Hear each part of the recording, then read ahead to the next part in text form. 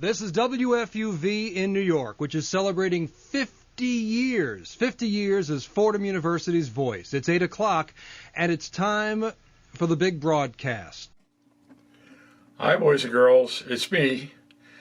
And I made it through tax season, me and Mrs. RW, and actually had some money left. So I decided to splurge and buy myself a toy that I've been wanting for a long time. I was actually going to build one from scratch. There's other people that have done it, and even other people have put their wares on the internet. I just never had the time to do it. So let me share that with you right now. And by the way, if you haven't done your taxes yet, you better hustle or at least get an extension, because you're nearing the end. Let's get started. It's time to open up the box and let's see what kind of thing I bought for myself.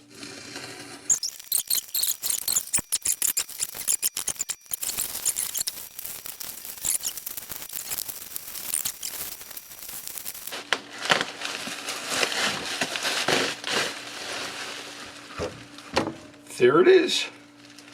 It's my new ARBE. Alright, it's even got its own serial number.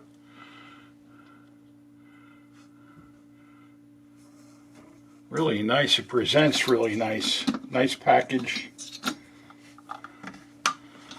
Okay.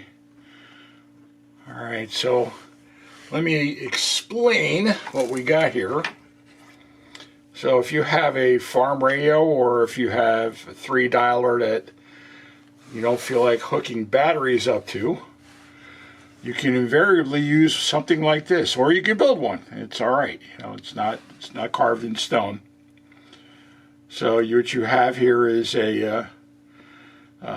shows here 3 different taps, 3 different voltages. You have an A voltage here. That can be adjusted. I'll have to see what that A voltage is. There's your B voltage, different taps, okay. And then your C voltage, or if you were going to connect it up to a radio that would require bias, you could do that here as well. This is the on-off power switch, and then to plug it in. And this is just this is not a barbecue grill. This is a heat sink. So I would imagine that there's probably, I see 2 screws here. So opposite here, there's probably a couple of nice grounded to the case power transistors that's going to need to have some heat dissipated. So that's what that is right here. So let me see what the instructions say.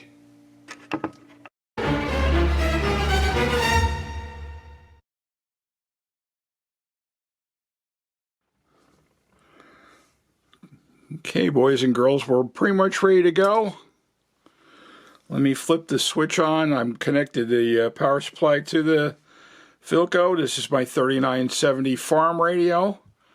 It's a whopping 4 tubes in there, so it's not a DX machine, but I think it's a cool looking radio. It's got the original finish on it, and I got it for a decent price. So it's just for demonstration purposes only. I'm going to turn on the ARBE now.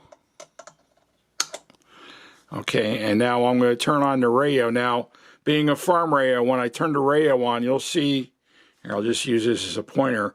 Right here on this part of the dial, you'll see a little window that'll turn red.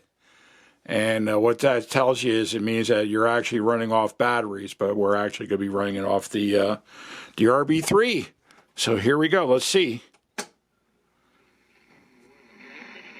Oh.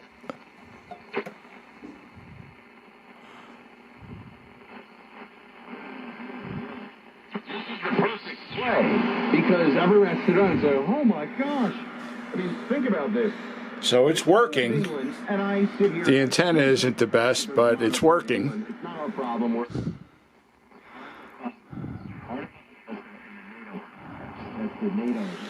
Here, let me try another antenna. Go now. It's just I instinctively hooked it up to my I have a tuner, manual tuner there on my ham bench, and covered up as my IC ICOM 718 But during the windstorms that we've had over the past month or two, my ladder line got taken down from the dipole. So I got to reconfigure my antenna. So now my antenna is just simply these wonderful lengths of clip lead wire. No ground. I would go with Harry. I don't even know him. But the ARBE is working. And it's working the Philco just fine. Yeah, the Supreme Court. Just go to the Supreme. And it'll tune in stations. So I think that's the Mets game that's currently on right now. The Mets are getting spanked by the Padres. Last time I was listening, they were down 2-0. So let's see what else I can get. I'm getting WINS on a 4-tube radio for my basement. So,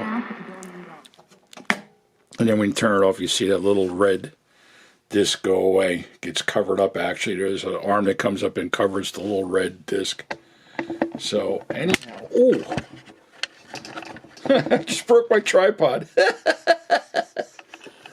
Oh, I wasn't ready for that. I'll make the blooper file. So anyway, there's the ARBE, and it's basically living to my expectations. I wasn't concerned with any problems. I know that they've made improvements on here. I know that they're using Zehners to lock voltages down on the B and C end of the power supply, and this is just a really well built unit. If you're interested, I will put the links up on the video, so after you watch, you can go and maybe check out their website for yourself. I don't want to say how much I paid for this, but with the shipping, it was under $200, and I think given the fact that you're getting a fairly nicely regulated and almost idiot-proof power supply, I think it's worth the money. I mean, I just...